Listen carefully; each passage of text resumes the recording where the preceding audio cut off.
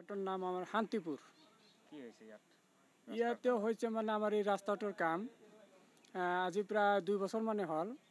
রাস্তাটো কাম আরম্ভ হয়েছিল, কিন্তু অকল কিছুমান মাটি পেলাই আর রাস্তাটো বন্ধ করেছে, কামটো হওয়া নাই। আমি যোৱা 2টা সিজনত বহুত কষ্ট কৰি চলাফেৰা কৰিছোঁ। ৰাস্তা এনেকুৱা বেয়া হৈছিল যে ৰাস্তা চলাফেৰাই বন্ধ হৈ গৈছিল। গাড়ী ঘোড়া হাবি যাবি, অটো টেম্পু এইবিলাক অহা যোৱা একেবাৰে বন্ধ হৈছিল। আমি পিছত উপায় নাপাই ডিসি কমপ্লেইন কৰিলোঁ, ভিডিঅ' কমপ্লেইন কৰিছোঁ, চিঅ'ক কৰিছোঁ, কিন্তু একো ফল পোৱা নাই। কিমান লাখ টাকার কাম? কাম আমার টোটাল কাম আছে 23,90,678 টাকার কাম। কিমানখিনি কাম হয়েছে? কাম মানে আমার আনুমানিক কাম হয়েছে 3 পৰা 4 লাখ টাকার কাম হয়েছে। অকল খালি মাটিহে পেলাইছে, আর তো একো করা নাই। মানে কাম সম্পূর্ণ করা নাই? না, সম্পূর্ণ একো করা নাই, খালি অকল মাটির কাম হে করেছে। 3-4 আনুমানিক কৈছোঁ আমি 3 পৰা 4 লাখ টাকার কাম করেছে। নাই, বর্তমান তো বন্ধ হয়ে আছে।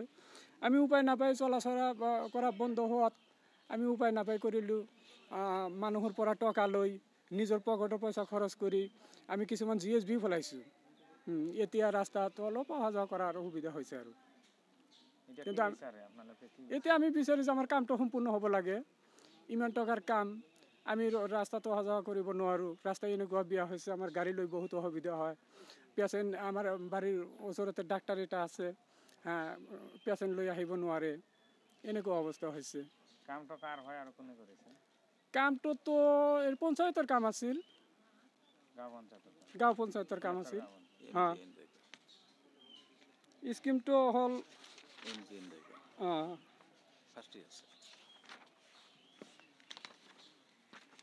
এইটো তো স্কিম MGNREGA 2022-23 এইটো স্কিমৰ কাম। মানে কাম সঠিক মতে হওয়া নাই? না, সঠিক একো হওয়া নাই। সঠিক মতো হওয়া নাই মানে হয় না, সঠিক মতো হলে তো কোনো কমপ্লেইনই নাছিল। আমি বহুত ক্ষতি কৰি আমি ৰাস্তাটো ওলাই দিছোঁ। আগতে এনেকুৱা ৰাস্তা নাছিল, 12 ফুট আমাৰ নাছিল। আমি 12 ফুট ৰাস্তা ওলাই দিছোঁ। মানুহৰ ৱাল ভাঙি দিয়া হৈছে। আমাৰ মোৰ নিজৰে ৱাল এই 100 মিটাৰ কি 100 ফুটৰ নিচিনা 130 ফুটৰ নিচিনা ৱাল আমি ভাঙি দিছোঁ। মানুহৰ ঘৰৰ ৱাল ভাঙি দিছোঁ, ঘৰ ভাঙি দিছোঁ। বহুত গছ গছনি কটা পৰিছে এই ৰাস্তাখন ওলাওঁতে। আমি গোটেইখিনি কাম শেষ কৰি দিছোঁ, কিন্তু অৱশেষত আমি একো ফল নাপালোঁ, আমাৰ ৰাস্তাটো নহ'ল। আমালোকে এতিয়া বিচাৰোঁ যে আমাৰ ৰাস্তাৰ কামটো সম্পূৰ্ণ হ'ব লাগে। ইনকুৱাৰী কৰক, ডিপাৰ্টমেণ্টে আহি ইনকুৱাৰী কৰক।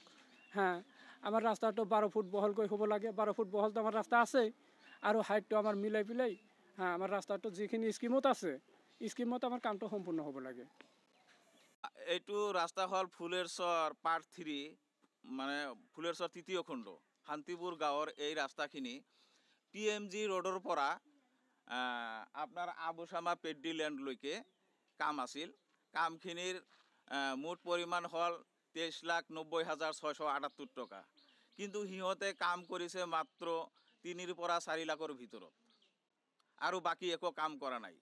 আমি ইমান অসুবিধাত আছিলোঁ, মানে বাৰিষাৰ সময়ত আমি গাড়ীটো দূৰৰ কথা, খোজকাঢ়ি যাব নোৱাৰা হৈছিলোঁ।